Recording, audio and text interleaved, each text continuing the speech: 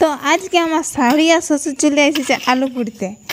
তো এই যে আলু এরা কুড়ছে, শ্বশুরে কুড়ে দিচ্ছে আর শাশুড়ি কুড়াছে।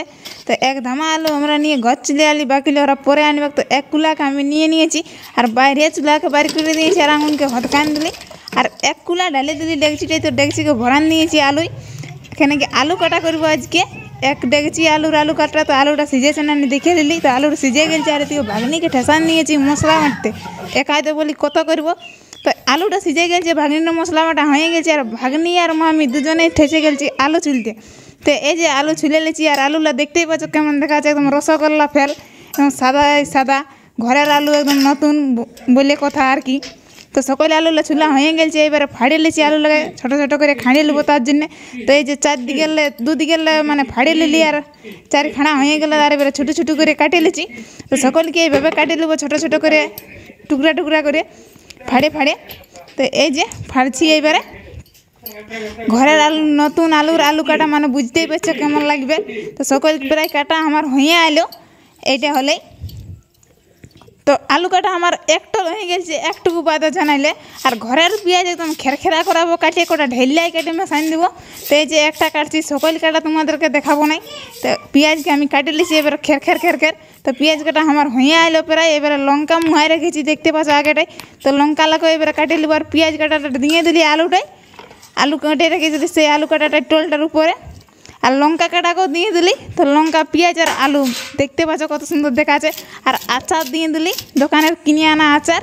আর ঘরের মানে ভাজিয়ে রেখেছিলি মশলা, ভাগ্নিয়ে গুঁড়ে দিল, সেই মশলা ভাজাকেও দিয়ে দিলি। আর নুন দিয়ে দিলি, নুন আর কম জম কেনে দিব, ওটাটুকু বেশি করে দিয়ে দিলি। আর বাদাম আর চানাচুরটা দেওয়ার পরে দেখতেই পাচ্ছ কত সুন্দর দেখা যায়। তো খুশনিটি করে এবারে লাড়িয়ে লিছি, তল উপর মেশাই লিছি ভালো করে। আর এবারে তেঁতুল জলটা দিয়ে দেবো, গুলিয়ে রেখেছি একদম।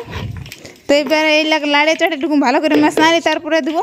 তো এই যে মেশাই নিলি আর এই তেঁতুল জলকে ঢালিয়ে দিলি, একদম পুরো লাঠা তেঁতুল জল গুলিয়ে রেখেছিলি।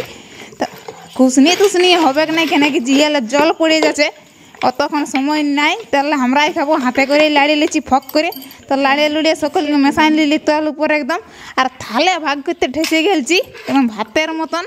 ঘরের আলু কাটাকে বলে কথা, এমনি স্কুল কলেজে যাতি তখন তো 2-5 টাকার খাতি, তার ভাড়া দিতে ঘুরাইতো, বেশি তো পয়সা দিত নাই।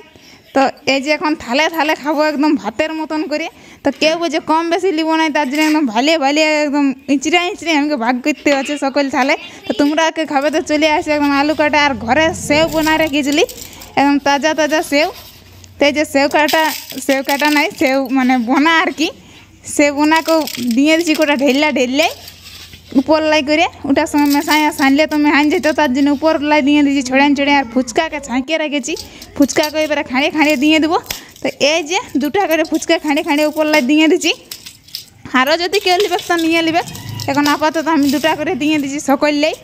একদম ফট ফুচকা মানে ফুটছি আর কি, খিয়া করছি তো ভাঙছি তো একদম গরম ফুচকা ছাঁকিয়ে রেখেছিলি। তো সকলে আমার দিয়া হয়ে গেল, এবারে খাতে আমরা ঠেসে যাব সবাই। তোমরা আগে খাবে তো চলে আসে, একদম জিয়ালে জল পড়ে যাচ্ছে বেশি, কিন্তু সবুর মানছে নাই। তো এইভাবে তোমরা ঘরে আলু কাটা বানাই খাবে।